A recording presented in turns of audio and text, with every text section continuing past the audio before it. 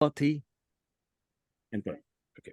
So now I'm just going to say something briefly about the situation in Israel now and how it relates to the Noahide laws. Now, there are many. We know that the Noahide laws establish standards for civilized conduct throughout the whole world, for all peoples. And the Noahide laws, in addition to that, also have a very special significance in the land of Israel, and I'll come to that shortly. The Noahide laws require human beings to act morally in accordance with divine precepts, both in relations between themselves and God and between human and human. And there's also a precept which relates to the human being's relationship to animals, to physical nature. Now, when we speak about the conduct of the body called Hamas in Israel, we're not simply referring to the atrocities which it committed against Jews in recent days. We refer also to the way in which it treats its own citizens. And the same applies, unfortunately, to the PLO in the West Bank.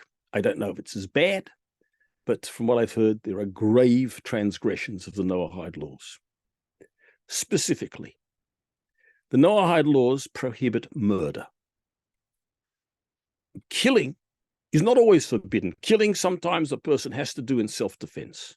That is allowed by the Noahide laws. But to intrude and to murder in citizens of a country, whether of one's own or another country, who do not in any way have not made a mortal attack by any means on the assailants, that is outright murder. That is prohibited. And that was carried out in Israel by Hamas in a most grotesque, horrific manner. However, and whilst I normally try to protect myself from the horrors which are revealed through social media, I did succumb to a particular clip this morning which showed how Hamas was throwing into a pit people from Gaza who were trying to flee and slaughtering them, shooting them. There was a pit full of bodies, and it showed Hamas hurl another body into the pit and shoot it. This was a fellow citizen. In other words, unfortunately and tragically, they commit murder not only against Israelis and people around the world, but they commit murder against their own citizens. That is, Hamas, in other words, violates the universal prohibition of murder. And it does it all round. It's a very great tragedy. It is a criminal organization. Secondly, we have to ask, there is another Noahide precept, and that is the Noahide precept of justice.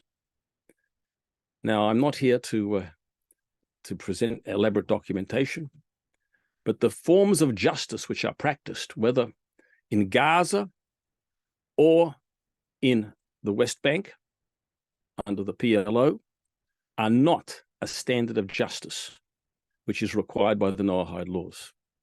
It is arbitrary in many cases, and it is not justice. That's another transgression. The third is theft, and I know about the misappropriation of monies which came in to the PLO from overseas, monies which were intended for humane projects, and they were in many cases appropriated and stolen by government officials. This is a society, in other words, which violates the Noahide laws with regard to its own people, and these are governments which are barbarous, And whatever they protest, I'm not in any way whatsoever saying anything against the faith. I believe that there are decent Muslims in the world. I have seen them. And I suspect that the overwhelming majority are people who are humble, believe in God, and wish to live peacefully in accordance with it. But these Hamas people are not believers in God. Now, that may sound like a very provocative statement, because I believe that their belief is in fact just a veneer for violence. They say God and they mean themselves. They in fact are people who enshrine or clothe their own ferocious passions with a religious veneer. And so I do not think that I strongly doubt that they can even be described as believers. They are believers in themselves only, not in God, because anyone who believes in God would not perform such atrocities as they do. They disregard God's laws, and therefore they rebel against God also. Now, and that is why it is in the interests of the ordinary, decent human beings in both Gaza and in the West Bank to remove these people who exploit and persecute their own citizens as much as they cause harm elsewhere. So we have to know that there is a standard in the world, and the standard is being violated by these terrorist organizations. Now, with regard to the land of Israel, there is it's very important to clarify the situation in the light of the Noahide laws. It is to be noted in the first place that the creator of the world, God, promised this land to the Jewish people. It is a holy land, and it is the only land in which all of the precepts of the Torah, which are given to the Jewish people, which include all kinds of agricultural precepts and various commandments associated specifically with the land of Israel, can be carried out. Now, even though this land was promised by God in the Bible to the Jewish people, to Abraham, Isaac, and Jacob, still the land was and Joshua was instructed by God to conquer the land. What we find subsequent to that, with regard to the state of Israel as it is at present, that this land was that the occupation, so to speak, the habitation of this land was initially granted by an international body, by the United Nations. In other words, there was even the actual taking up of residents, that is to say, the establishment of Jewish settlement in Israel was done by an international body. What happened after that was that immediately the Jewish state was established by the international body called the United Nations. It was immediately subject to a declaration of war by the surrounding Arab states. As a result of that war, the Jewish people against tremendous odds ultimately prevailed, and they acquired certain territories, certain areas, not very great, but some. Now they did not fight an offensive war; they fought a defensive war, and what they acquired through that defensive war was quite legitimately they did not begin that war. That war was a war which was started against, and the acquisition, any additional acquisitions which they made were made as the result of defensive war and under the general endowment of this land to the Jewish people anyway by the Creator. Then, at a later stage, there were further conflicts with Suez, And then in 1967, there occurred the Six-Day War. And the Six-Day War was again, like all the preceding wars, an attack upon the state. In other words, not a war of conquest by the Jewish people. And as a result of that, as a result of that war, Israel acquired further portions of the land of Israel biblically promised to the Jewish people. In no instance had they made a war of conquest. Their extension of Jewish sovereignty occurred in each case as a result of a defensive war, and again, but within the mandate given by God to the Jewish people ultimately to possess this land. And then we had more with the Yom Kippur War, and then we had and so on the Lebanon War, and so on and so forth. In each case, each was a fresh attack on the Jewish people, to which the Jewish people responded. Israel responded defensively. So the concept that the Jewish people have in some sense stolen this land is false from the outset, because it was given to the Jewish people by God. And even even the stages of occupancy of the land by the Jewish people were also done in accordance with universal principles. It was granted by the United Nations. It was then extended through of defense, which are permissible wars under all circumstances.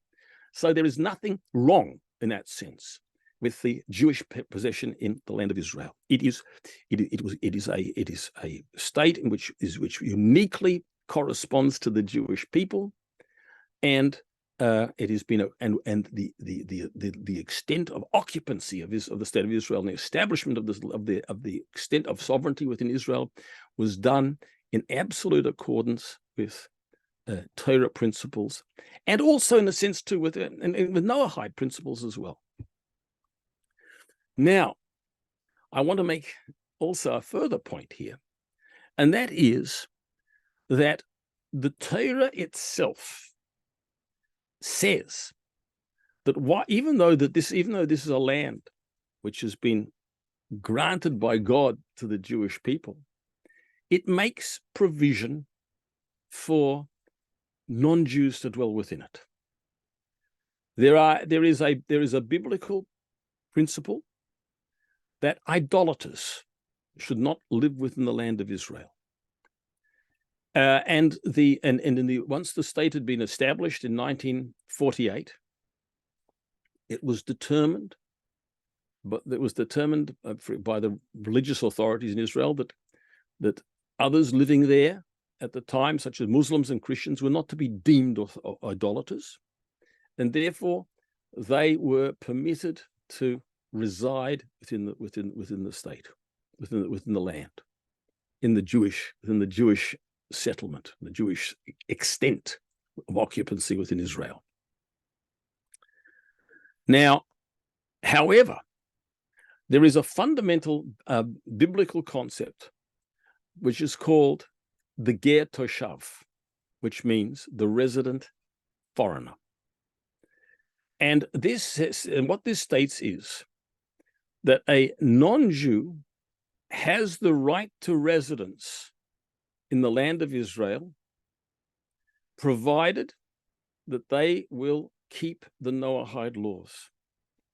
And what happened in the biblical times when the Jubilee year was practiced was that there was a special ceremony associated with what's called the ger toshav, the resident foreigner. And this person would come before a Jewish court and make a commitment to keep the Noahide laws. And that, once that was done, they had a full entitlement to live within the land. That is, to keep the Noahide laws. And I will just reiterate the Noahide laws in case this video goes further. The Noahide laws require, there's the prohibition of idolatry, the prohibition of blasphemy, the prohibition of sexual immorality, the prohibition of murder, the prohibition of theft, the requirement for orderly processes of justice, and also a proper treatment of animals and nature. So that was the condition for dwelling within the land, for non-Jewish people to live within the land. And once that commitment was made by people, by non-Jews who sought to live in the land, there entered a special obligation on the part of the Jewish people. And that is, if the Hebrew term is lahachayosoi, which means to provide welfare and care and well-being for the resident foreigner. In other words, that they were to be treated with all manner of care, which in modern terms would mean education, health, social security, all the benefits, in other words, which any human being would need, a Jewish person would have. These were to be extended also to the resident stranger in the land of Israel. So the Torah allows this concept of the resident stranger, and to the contrary, you might think it's not a mere tolerance. It's actually an embrace. It is a caring relationship, but the reciprocal arrangement is that there must be an acceptance to live by the standards of civilization. And the 7 Noahide laws are set out in the Torah, and in return for that, they have the right to reside within the land and to enjoy the greatest measure of welfare. And indeed, we do see that Arabs who have lived within Israel enjoy a level of prosperity and freedom and social welfare perhaps unparalleled in the whole Middle East. Now, of course, the concept of the resident stranger, of the Ger Toshav, is itself a concept of residency. And there is a difference, as we all know, between residency and citizenship. The Torah requires that the Jewish people be sovereign within their land. And this means that no other body which is being granted residence within the land should be able to wrest that sovereignty away from the Jewish people. In other words, it is a Jewish land. It is a land which is to be guided and lived and led and conducted according to Jewish practice and Jewish belief. And no other demographic entity within it can diminish that. And that is why, that is essentially the difference between residency and citizenship, if you like. I know already that there are Arabs within Israel who do have citizenship, and I'm not going to discuss that point at the moment. But when it comes to viewing these new bodies within the Jewish people, within the Jewish state, within Israel, and within land which was acquired as a result of defensive war, and land which was ultimately promised by God to the Jewish people anyway, there is absolutely no doubt that Jewish sovereignty should be asserted in all these areas. And that if bodies of residents, whether they are in the West Bank or whether they are in Gaza, wish to live in the land, then they cannot do anything to challenge that sovereignty or to wrest that sovereignty away from the Jewish people. And that is why, for example, the Torah required that a Ger Toshav not live on the border of Israel, because if they live on the border, it is possible for them to admit foreign enemies through the borders. There are a whole host there are various conditions which require that these resident communities not be in a position to harm or endanger the state in any way whatsoever. So ultimately, the Torah requirement and the Torah solution to the situation in Israel today is that we acknowledge, I as speaking as a Jewish person, I don't speak on behalf of the Israeli government. I cannot do that. But the Torah acknowledges all human beings. It recognizes the value of all human beings. However, it sets out standards for conduct. And these entities, such as Gaza or the West Bank settlements, if these communities wish to reside in the land of Israel, then according to the Torah, they must do so on the basis of acceptance of a prohibition to kill, a prohibition to steal, a prohibition to wrest and to vary justice.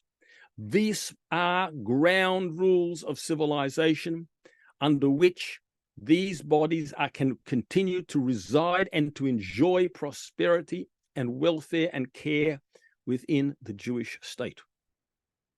So this is something which is actually unique, because throughout the whole world, the Noahide laws apply. They apply to every single society. But they also have a very special role in Israel. And they are where their acceptance is not just something which is would be desirable, or which we want, which we urge in every society in the world, but it is a mandatory commitment. And we see very clearly with our own eyes how important this is, because the barbarism which has emerged from these, I won't say from these peoples, but I will say from the terrorist groups which have assumed control of these peoples, is something which actually not only affects the Jewish people, it affects the whole world. And it's very significant in many ways that the great arena, the principal arena in many ways of world peace and world conflict, unfortunately, is in Israel, because it is there that we see most starkly what the violation of the Noahide laws involve, not just for the Jewish people, but for their own citizens and for terrorist activity around the world. So, in a nutshell, this is something which people may argue, oh, it's far from current political realities, but it is the God-given framework of peace in the land of Israel, that these Arab peoples who live within, they could be embraced within the broader society of Israel. They could enjoy great prosperity, freedom, social security, but this can only be done when they are detached from a cadre of essentially a terrorist organization, which in fact is dedicated to the violation of the Noahide laws. And when this happens, when this terrorist leadership of these societies is removed or fundamentally altered, then we have a prospect for ordinary, decent Arab peoples to formally acknowledge and formally accept the Noahide laws. It's not the same as the Ger Toshav, because we can't use that term now. It doesn't apply, but we have an equivalent. And then they will be able to dwell happily, peacefully, and securely with the nation. They cannot wrest sovereignty away from the Jewish people, because it is a Jewish land, and certainly those areas which the Jewish people acquired through defensive war, that definitely belongs to the Jewish people without any question whatsoever, in practice as well, in addition to the theory which that the Bible gives it to them. But this will be these will be conditions. These will be conditions under which we can actually see peace in the land.